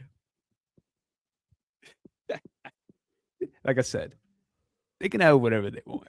Okay, they can have anything they want when they look into the camera. Like the two of them, that was crazy. That was crazy. I had no idea that was coming. That was actually wild. And then War Hero, should they be tag team champions? Ooh, boy. They're building towards some kind of TLC match, I'm thinking. And we know that Liv would do anything for the love of the game as long as she don't hurt herself. So could they be tag team champs to further the story? It would not surprise me, because I do sense that Liv is going to ultimately stab Rox in the back. Yeah, or the other way around, potentially. Don't forget Liv did go through that whole period where she was trying to be Jeff Hardy and just throwing herself through everything. So yes, there was that whole time frame going on as well. But I don't know if they'll win the gold, but I definitely think that those two will be shooting for the gold at some point. Yeah, Liv did some crazy stuff, man. She for the love of the game, she did. And I don't need her to hurt herself again. So I need her to show restraint. Yeah, she And was I know on there's it. going to be a challenge, but she won't. But she just balls out. It's what she does. It's her instinct to do Jeff Hardy like things. So we shall see for sure. But they're definitely teasing a TLC match of some sort. They got the teams. They just got to probably pick the date. Might be January 5th in Barclays or Brooklyn. If you want to make that a Yeah. big Monday Night Raw, potentially you do that there. But it's coming. They're building the teams for sure. Then, in other news, the Usos have reinserted themselves into the tag team division on Monday Night Raw after AJ and Dragon Lee defeated the War Raiders on Monday Night Raw. We have the New Day at ringside with their Oreo cookie or Dunkaroo, Grayson Waller, and then we have the Usos come out to stake their claim to the tag team titles. And then they turn to the New Day to remind them, hey, this is Ali Frazier here. It's what we do. We always beat you. You know how it's going to go. Then we're going to go to you guys, AJ and Dragon Lee. We got you. We like you, but we want what you have, which are those tag team titles. Now, I paid very close attention to what Big Jim had to say. So Big Jim basically said that Jay has been on a losing streak. L after L after L after L after L. And so now we're back here to get back to us. And I do sense at some point down the road, Jay will be the one to turn. I do see that. But right now, we've taken a detour into the tag team division. And I think it's a good thing because the Usos, they are a great tag team still, and they can add a lot of energy and juice to a division that does need some star power to get some things over long term. And a serious New Day versus a leveled up Usos. Let's get back to that because we have not had a really fun Usos New Day match in a minute. Yeah, I really enjoyed when Jay was talking to Dragon Lee and AJ saying, yeah, we all got what we want, and y'all may not know about us, and then he turned over to them and said, "But y'all do." That was it's Yes, something. It is something about the special. two of them. Yeah, it is. You could feel the energy, and there's something about when Jimmy's around that he just seems to have a little extra umph to him when he's during his promos, but. Yeah, that whole exchange was great. The tag division is starting to pick up a little bit. We still have Finn and JD. They're still a really good team as well. Mm-hmm. That's in it that you can throw into the mix. Um, so yeah, I like where they're going with this. And who knows? Maybe we're building towards a multi-team match on that January 5th with the men as well. Yeah, I agree. Like the energy changed when Jay turned to the New Day. Yeah. And it wasn't like hee hee ha ha. It was dead ass serious. And I loved it. Like this is one of my favorite feuds of the late 20 teens, Usos New Day. The chemistry is just electric and special to this day. And as you said too, Jimmy just brings out this extra confidence in Jay because Big Jim, as we have both said for the longest time, he was the more charismatic twin for the longest time, and Jay had to catch up to Big Jim. And when Jim is there to provide, like the energy and the flow, Jay feeds off of that, and it comes off way more naturally. That edge and that flow in promos get a lot easier for him to do as well. Yeah. Uh, Shout out to Fernando who called Big Jim Tito. Listen. I'm with you though. I think they'll have that tag title shot. I don't think he'll turn on them until they lose. I think after they Yeah, lose is when Jim will try to console him, and that's probably when Jay is going to snap and try to blame it on him, and Jay will probably end up being the one taking the fall. But yeah, I'm with you on that, Fernando. I think it'll happen right after they take that L during the title match. I agree. And then that'll be the end of that. And Jimmy has to go on paternity leave to tend to Naomi because she had a complication. Baby and her are good. Okay, That's the good. good news. Yeah, for And it sure. stopped the gender reveal because of that. But it's going to be a baby boy, a baby ooze. So congrats to her and Big Jim. So yes, he's got to be close to home because, yeah. for sure. Alrighty, really good segment. Had me excited for the tag team division. Shout out to AJ Styles and Dragon Lee, man.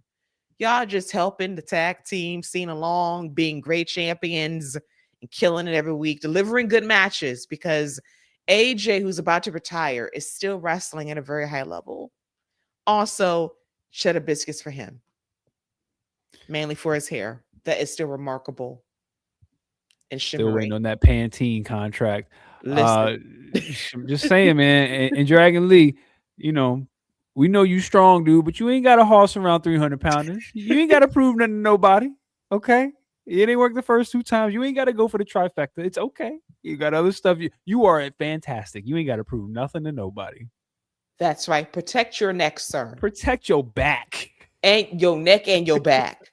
Sir, let's listen. You can big hoss up and lift up people, but listen, protect your neck, protect your back. Come on, man. Don't do too much. Do just enough. Don't hurt yourself. Alrighty.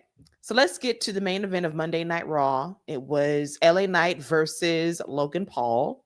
And it was because Logan Paul went after Rey Mysterio, and LA Knight decided at the very last minute after Rey got knocked out to make the save. Like, God, sir, come on, man. So they had a match. It existed. Did not care for it very much. It was just kind of blasé. Logan Paul is getting bigger. Okay. I don't think that's a great thing because, sir, your gift was, I don't know, being agile. Being bulkier is not going to help you be faster. So we got to kind of find a happy medium there. So we had Braun Breaker and Bronson Reed come out there and basically dismantle poor LA Knight. LA Knight has no friends, no allies, no comrades to help him. And I thought Monday Night Raw was going to go off there at a nice 10:05. Lies. Paul Heyman grabs the microphone. We go to commercial break. We come back and Braun Breaker cuts another promo on CM Punk. And it was interesting because he basically said that CM Punk, for being straight edge his entire life, still manages to look like a crackhead. And I was like, wow. And that was just the beginning. That was just the beginning. He called this man a crackhead. Then he said that I want to face the real CM Punk on January 5th. Not this nice guy CM Punk. I love everybody. No, I want the guy from 2011, 2012, 2013, 434-day CM Punk champ, WWE champion, running things on Monday Night Raw, beating The Rock. I said, when did he beat The Rock? He did? He did? He did? He clotheslined them. Yes, but I don't recall. On the 1000th episode. He did. Now, Braun, maybe you were like 10, 12 years old at the time, and maybe your mind was just thinking that was a victory, but he might be. He might have been 12, 11 or 12. For real. Yeah. He might have been. He might have been little Brawny. And it's like, well, I don't remember that.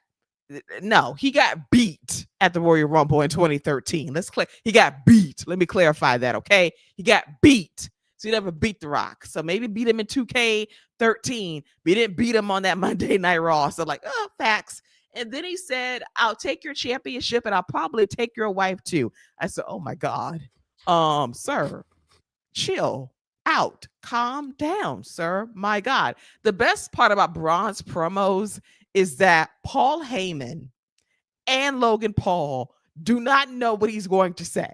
And their reactions are legit. And that is what I like Logan Paul the most, when he's naturally into the moment and it's not forced. Like, I need you to find the sauce that Braun Breaker has and apply it to your everyday life, Logan. Like, be inspired to be that. You want people to sing your song? Why the fuck would they want to sing your song, sir? Your song ain't catchy. You got to go out there and try to build a connection. Braun is doing it every week via these promos because he's a Steiner, okay? He's part dad, part unk, and it just comes naturally to him. Find your lane. You so impressed by him, go out there and find your lane.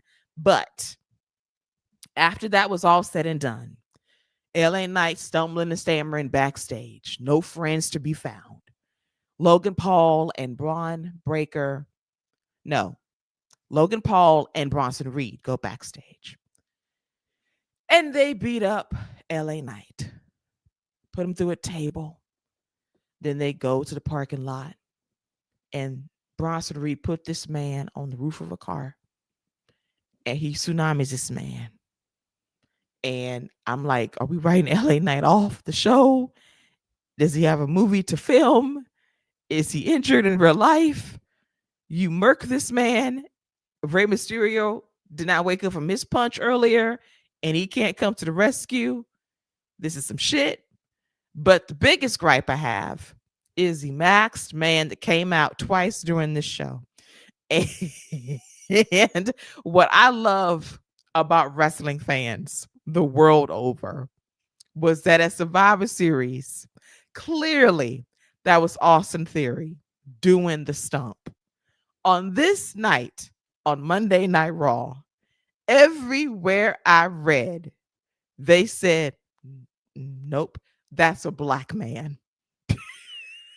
That's a black man. That's a black man. That's a black man. Listen, before I get to the LA Knight thing, let me touch on this real quick, okay? Austin Theory is A-Town down, okay? That man, okay? So he got everybody knows a white boy that got a little sauce to him, okay? Everybody knows one.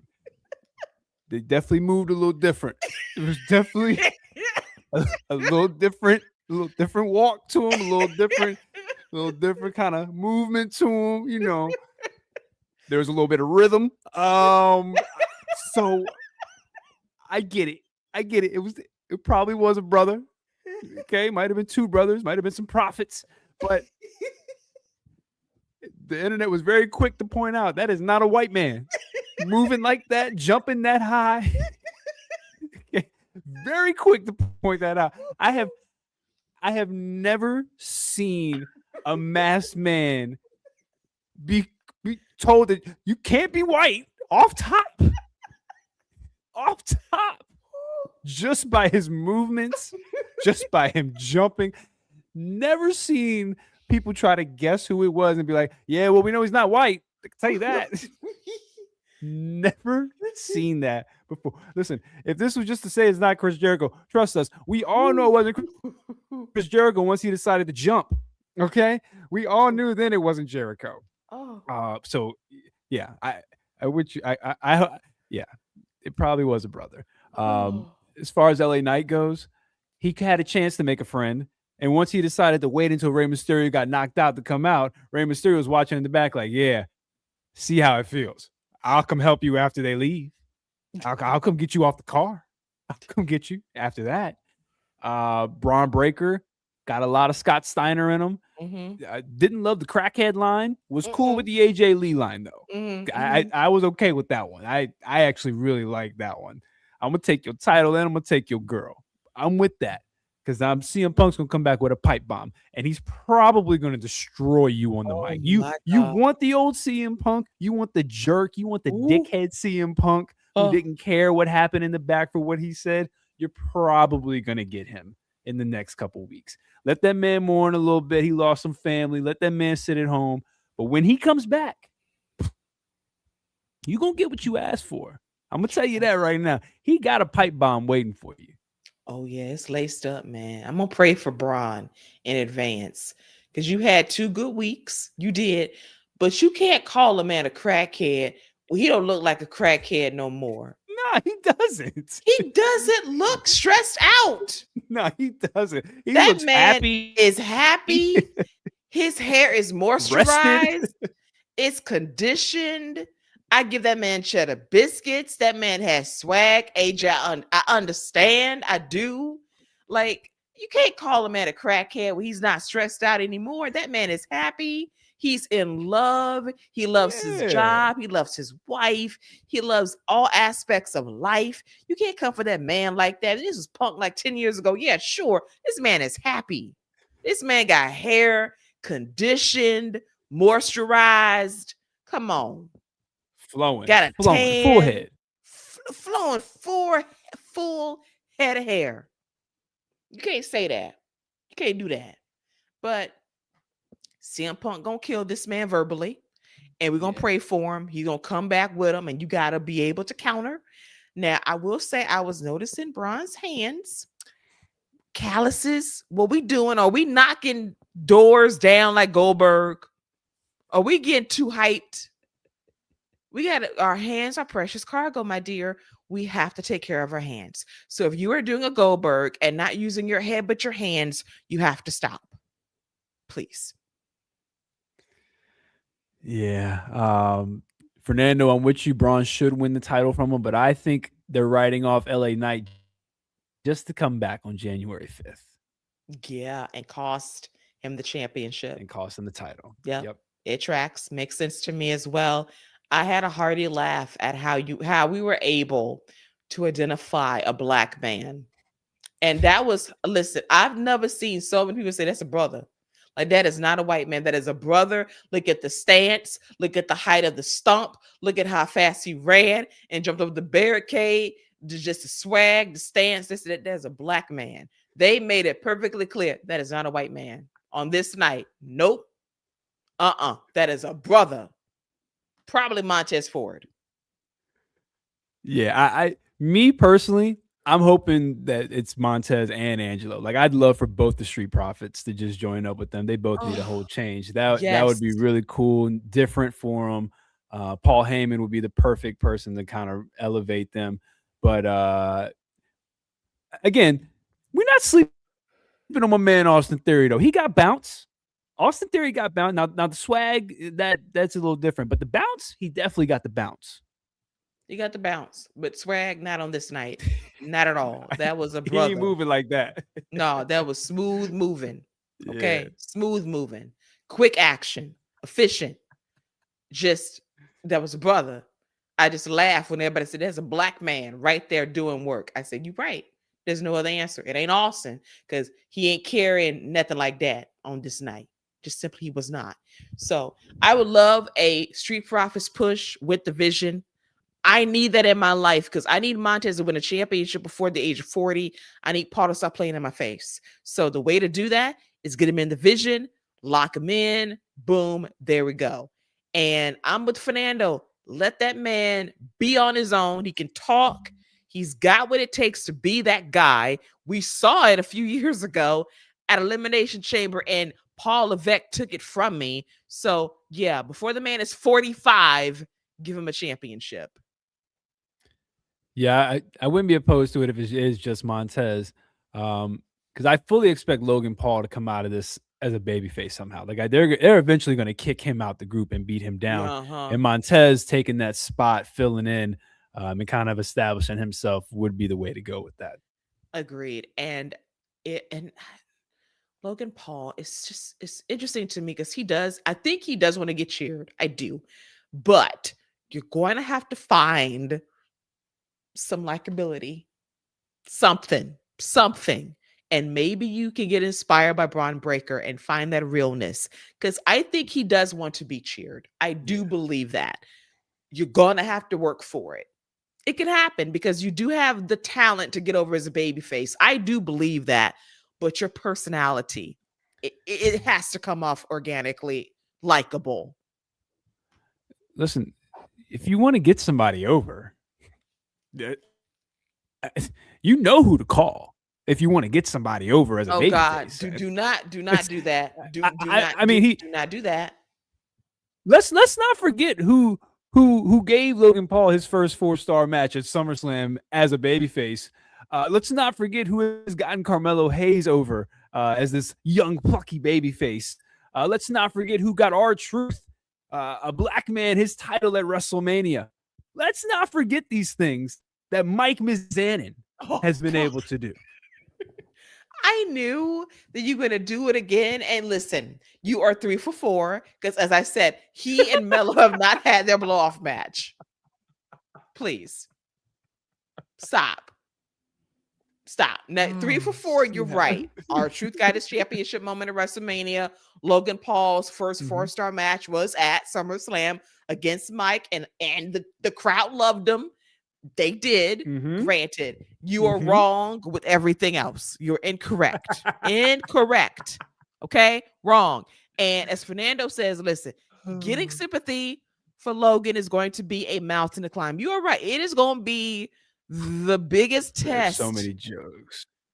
There's so many You jokes with know, that. I'm gonna leave it alone. it But there's so it many jokes is with that line. it I'm gonna leave it is alone though. it is a loaded joke, and but it's facts because It is.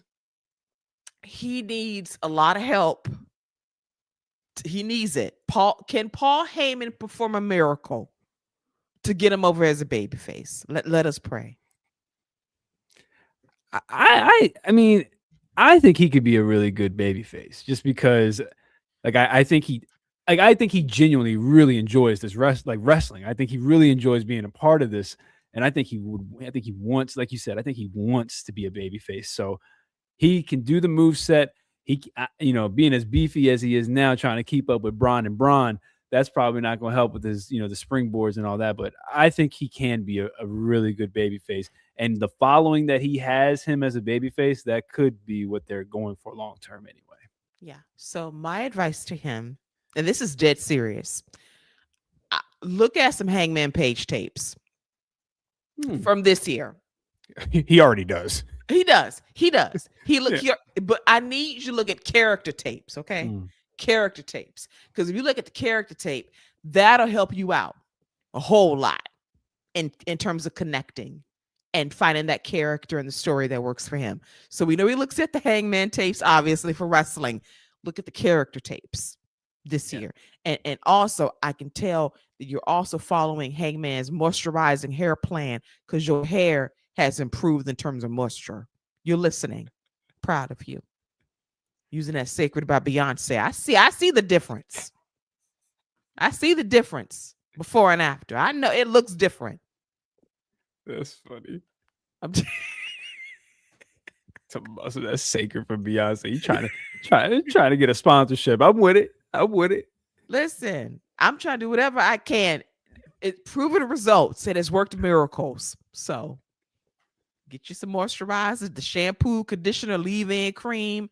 There you go. It's working for him. It's getting moisturized. So there's him to watch further tapes of Hangman. Okay. And then Fernando. Yeah, Travis Scott might get him cheered. Travis Scott and that Sage will do it. Travis Scott and that Sage will get anybody cheered at this point. It will. All righty. And very quickly, NXT talk from last night. Scott did not watch. I did for both of us.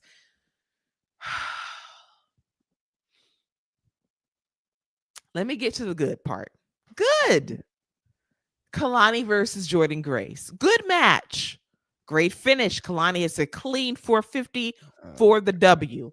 Listen, I know that Scott has a serious issue with Kalani's character, but Kalani, the wrestler, as a heel, has been very good. It's solid.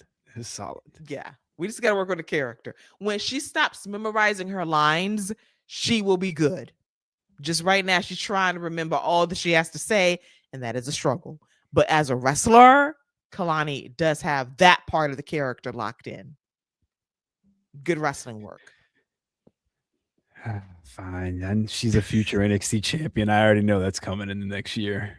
And that's a good thing. The character's got to come along, and it will in time. But the work in the ring, it is very good.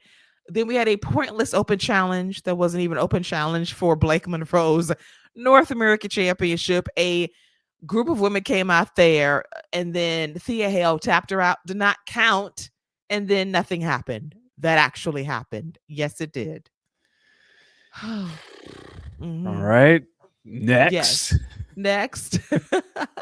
Next was All Ego talking that talk, and then Tony D comes from behind him and wants a title shot from him, apparently, as he marks his territory back on NXT.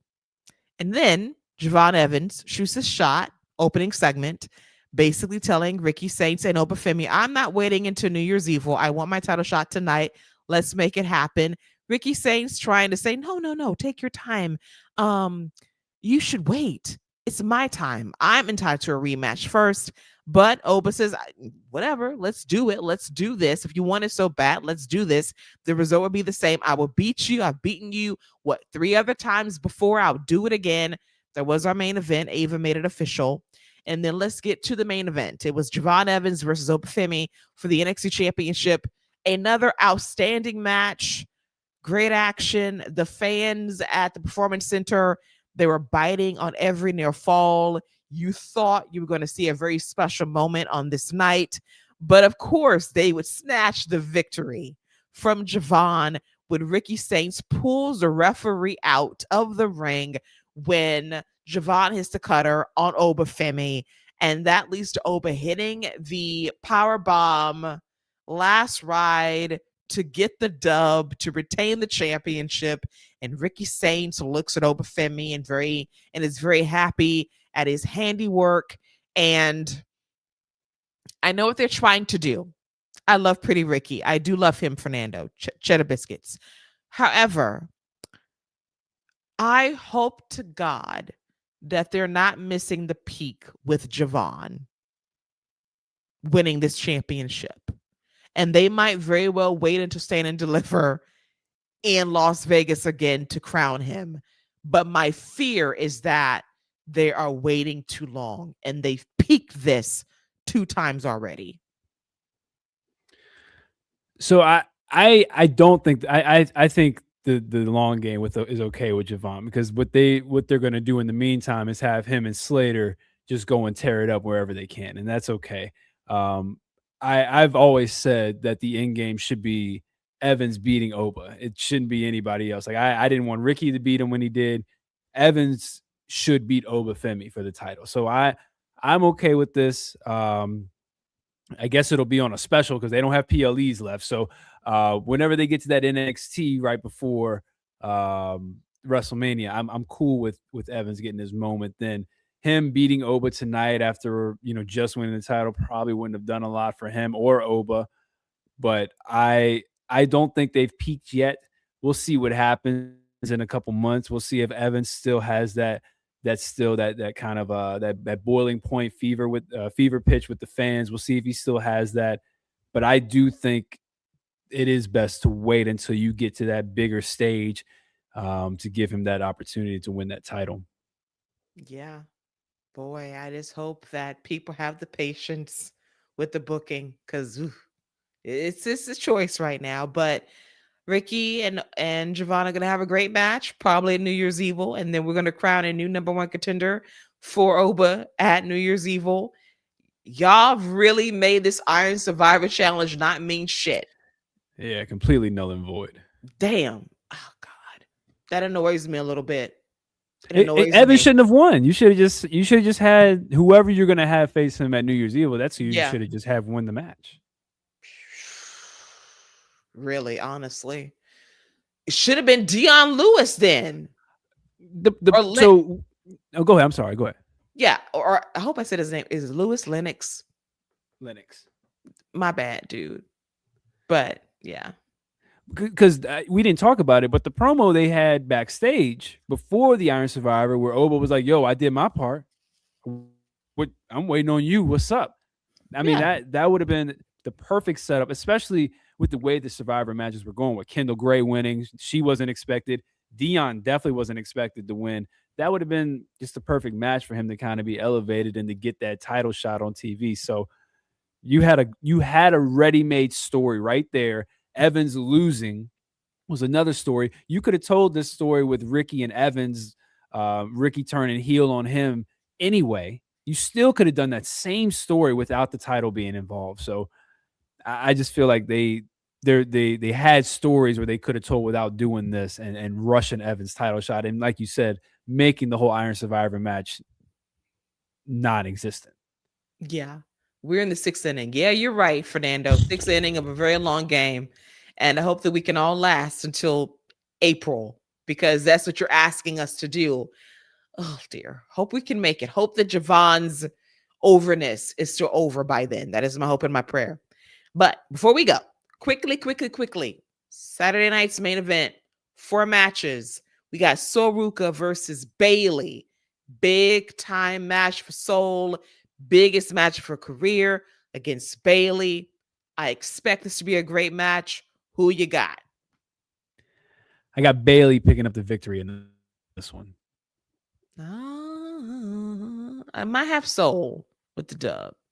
Okay. Might have Soul. Soul Snatch on Bailey. Does Zarya show up? She says she is. She says she's going to be there. Okay. When she cost her bestie the match, we shall see. We shall see. Then we have Obafemi versus Cody Rhodes. Drew McIntyre interferes. Of course he does. Yeah, I got Oba. I was picking Oba regardless, but now that Yeah. you said the Drew McIntyre thing, I'm with that too. So yeah, I got Oba Femi winning. I need Oba to have that Kevin Owens moment from 10 years ago, go on the main roster, beat the champ, establish him, say that he is the next guy, the next up. And his promos have been great. I love that. Love that. This match could steal the show outside of the main event. AJ Styles, Dragon Lee versus Javon Evans and Leon Slater. Leon gets his dream of working a match against AJ Styles.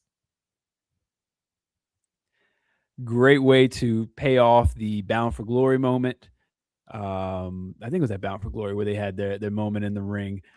But yeah, I got AJ and Dragon Lee winning, but this will be absolutely fantastic.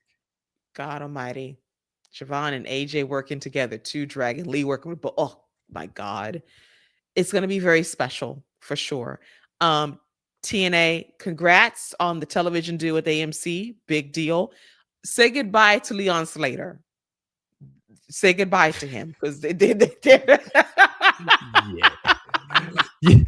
Yeah, let me tell you, WWE is not featuring that man this much for no reason. Okay? They had that man in the Iron Survivor match. He's about to be on Saturday night's main event.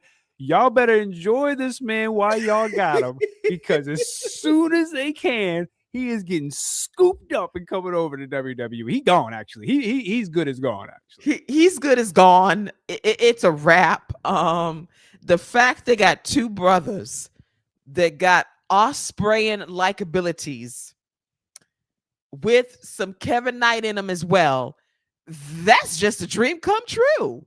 They're not letting that go. The dream team, future adversaries. But on the bright side, TNA, they gave you Stacks. You got Lexus King. You ain't shit. So listen, we're even in the playing field. Okay, we might even send you Sean Spears. Okay, we got heads for you, but we're taking Slater. We're taking Slater. Yeah, listen, that man is good as gone when that contract is up. Lord, condolences. I said, listen, Saturday night's main event of their pay-per-view. It's over. It's over. It's done. It's done. Enjoy him while you have him. But it's a wrap. It's been fun. But we're taking Leon in the draft, in free agency for sure. Then of course, John Cena versus Gunther. John Cena's last match. We think Cena should win. Will he win? I will say yes. He will be overruled because I know he wants to be selfless. He will win. Yeah, I think he will win. I'm with you. And I think Gunther gets back in the ring, turns him around, all angry, extends the hand, gets a great round of applause, and gives Cena the ring. So, yeah, I'm with you. I think Cena gets the win, gets the whole streamer thing, and then everybody comes out to give that man all the flowers that he deserves. Yes, expect lots of tears. Michael Cole is going to choke up on commentary. It's going to be a great moment. And then thankfully they're on Peacock and not broadcast television, where they will cut off the broadcast at 10 o'clock promptly like they did Goldberg. We will see all of this extended time with Cena in the ring, the retirement speech. All of this is going to be special. Special night incoming for Saturday night's main event from Washington, D.C. And with that, before we go, Scott, your match of the week across the land of WWE. Oh man, I got to go with the women, man. The Iron Survivor match. The NXT women do a great job with that every single year.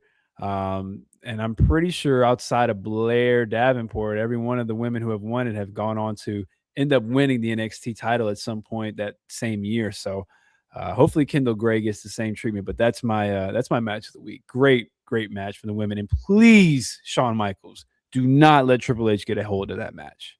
Please don't, because he will overbook it to death and he will ruin the specialness of this match. I agree. The Women's Iron Survivor Challenge was the best match of the week for me as well. Great action.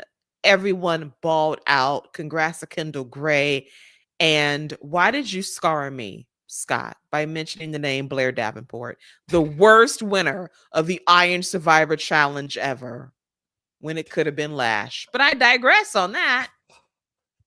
See, you didn't even have to mention who it could have been. We didn't even have to get that far into the memory. We just could have remembered that Blair had a nice moment, but you wanted to dive into it and talk about how it should have been the powerhouse. They really did Lash dirty on a whole lot of different levels down there on NXT. Deprived tag team championship reigns, deprived NXT title run, deprived Iron Survivor Challenge victory. When you mention Blair Davenport, the lamest selection to ever win this match. Not her fault. It is her fault. It is her fault. It bothers me. It offended me when she won. That was the worst match. It was a good match till she won. But thank you for triggering me. Thank you so much for ruining my night. Let's end this right now. I do want to thank Scott for joining me to talk all things John Cena, all things WWE, supersized rap to get you through. I think it's a very strong possibility we might be back this weekend because somebody's going to talk about John Cena's last match. We have to talk to the boss about it, but I do think there might be a weekend show. As always, Keila, it's a pleasure to chop it up and talk all things WWE.